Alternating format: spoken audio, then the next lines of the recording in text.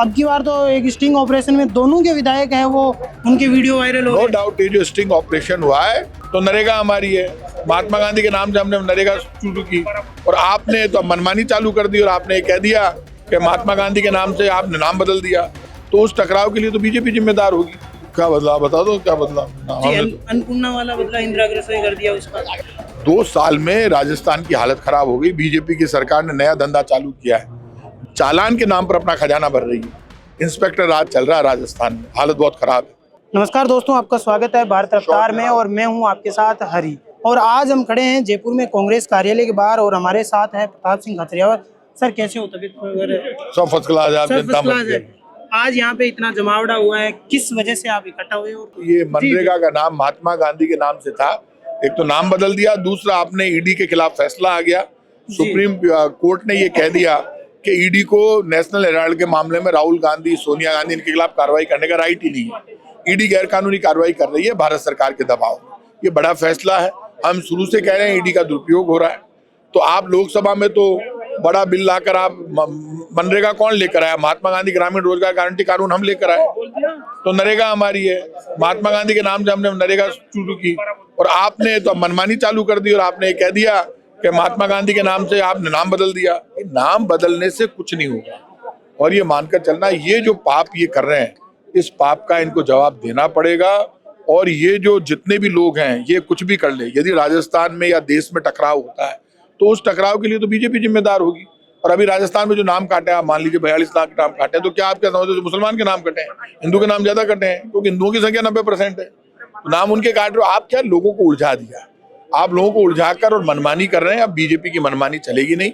और ये सुन लेना, बीजेपी के पोल खुल गई, ज्यादा दिन बीजेपी की दुकान चलने वाली नहीं। अगर आपने अभी कहा कि नाम बदलने को लेकर है वो हो रहा है, नाम तो कांग्रेस ने भी पहले बहुत बार बदले।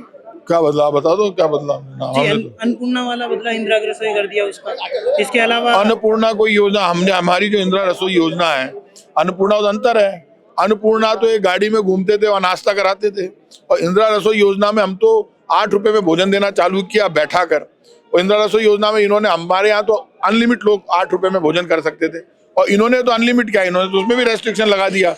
अब सिर्फ 200 लोग खाना खा सकते हैं उसमें इंदिरा रसोई योजना पे। हमने कोई नाम नहीं बदला। नाम बदलने का काम सिर्फ बीजेपी का है, और बीजेपी नाम बदलकर ये समझते हैं उनको फायदा हो जाएगा। कई बार दुकान चलती है, अब ये दुकान बंद होने का वक्त आ गया बीजेपी। तो ये सरकार के 2 साल के ऊपर है, वो बड़ा हवा हो रहा है, विजय रथ निकाले जा रहे हैं, प्रचार किया जा रहा है। आप इन 2 सालों को कैसे देखते हो? 2 साल में राजस्थान की हालत खराब हो गई। बीजेपी की सरकार ने नया धंधा चालू किया है। जो बीजेपी की राजस्थान की सरकार चालान के नाम पर अपना खजाना भर रही है। आपकी मोटरसाइकिल खड़ी है पार्किंग में, आपकी कार खड़ी है, जीप खड़ी है, ई रिक्शा खड़ा है, ऑटो रिक्शा खड़ा है, उसकी फोटो खींचकर आप उसका ऑनलाइन चालान भेज रहे हो उसके घर पे। ऑनलाइन चालान के नाम पर जब सरकारें चालान के नाम पर अपना खजाना भरेगी तो आप ये मान के चलो देश को कौन बचाएगा? आम आदमी तो दुखी है। एक दिन में 4-4 चालान हो रहे हैं लोगों की। हालत खराब है आम आदमी की, दुखी है बेचारा, डरा हुआ सहमा हुआ घूम रहा है।